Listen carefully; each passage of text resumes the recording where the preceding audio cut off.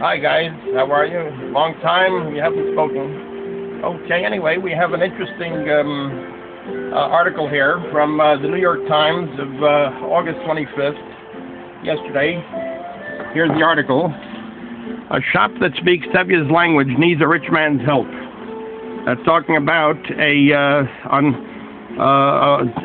old-time Yiddish, secular Yiddish store that is going on hard times, and they're about to close. They're going to be closing in December. We'll read some aspects of the article here. Every few months, news seems to arrive of another nail in the coffin of Yiddish. The death of another poet or actress, the shuttering of another socialist or anarchist office, the failure of a century-old literary magazine to publish for yet another year.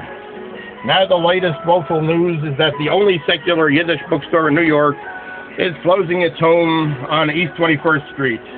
The one spot where among the huddled, dusty shelves you could schmooze about Shalom Aleichem, an Isaac Bashevis singer with a salesman who spoke the language.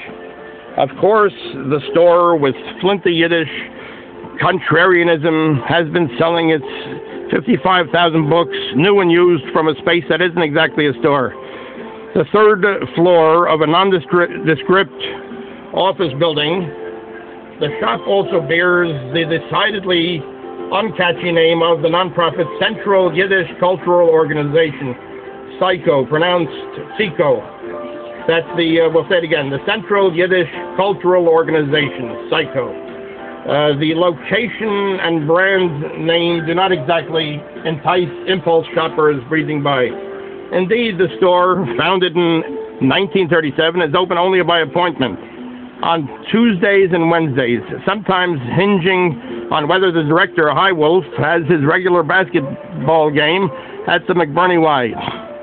Still, in 3 rooms of double-stacked shelves, it has Yiddish gems like a 3-volume set of The Origin of Species by Darwin, stories by Maupassant, a 28-volume collection of Shalom Aleichem from 1910, and a private library of the actor Joseph Wiseman, Dr. No in the first James Bond film.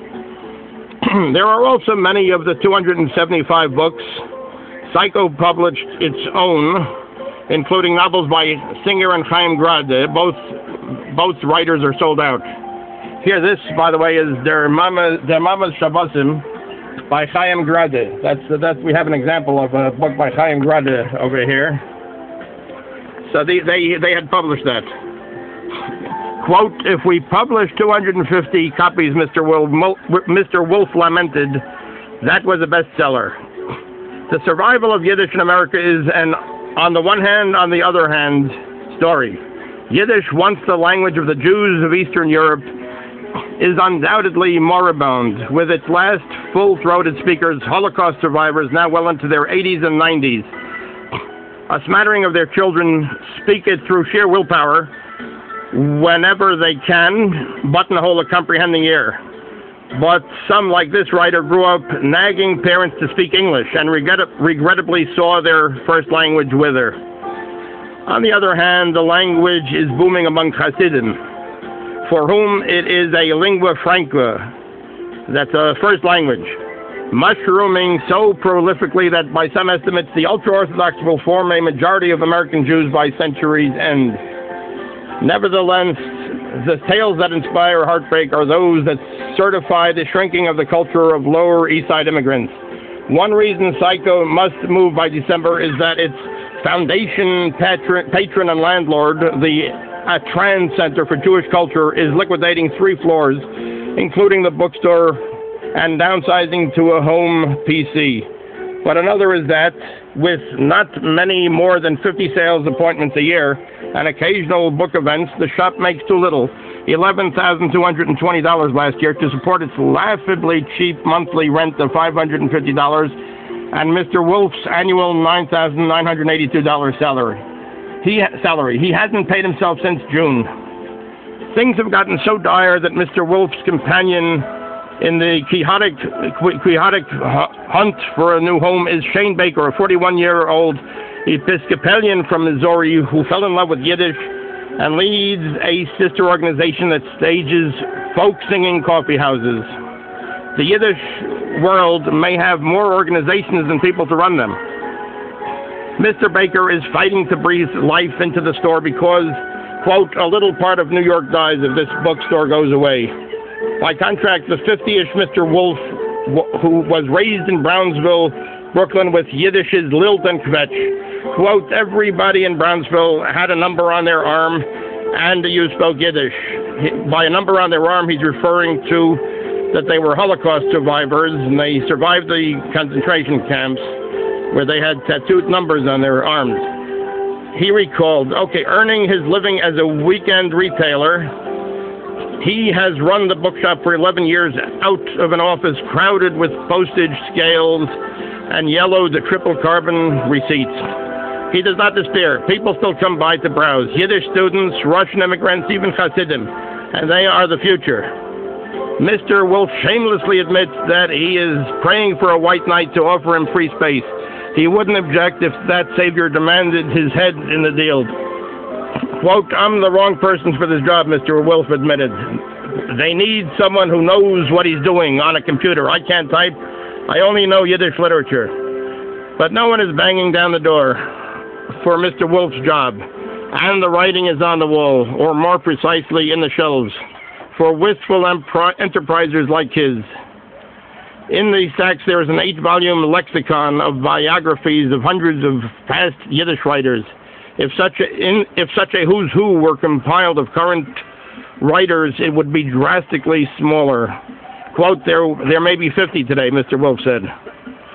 So anyway, that's here. In a store containing gems from Shalom Aleichem and other Yiddish writers, is losing its home. Anyway, so that's the story about this store. It's going to be around till December. Anyway, one can always try to learn Yiddish on one's own. Go to a club. One can go to a club to learn Yiddish, and there are various ways to continue the tradition of Yiddish by learning it, and going to a club or reading about it. And so we have this book here, Yiddish Land. We can continue for a minute or two. These are various pictures of Yiddish. Here, these are two women by the cemetery. They used to go and say the prayer for the dead, Kaddish, the prayer for the dead. That's what they would do all day. 1 minute. Hold on a second.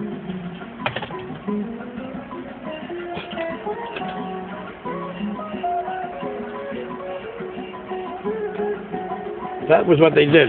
They would stay there. They would get paid for doing that. This is the Jewish cemetery in Vilnius, opposite Kluggen. Professional mourners in front of a tomb in the cemetery of Vilnius. They were hired for the 7 days of mourning stipulated by Jewish law for the month of Elul, during which tombs are traditionally visited. Wailing loudly, they chanted improvised prayers in Yiddish. That's what the women like this would do.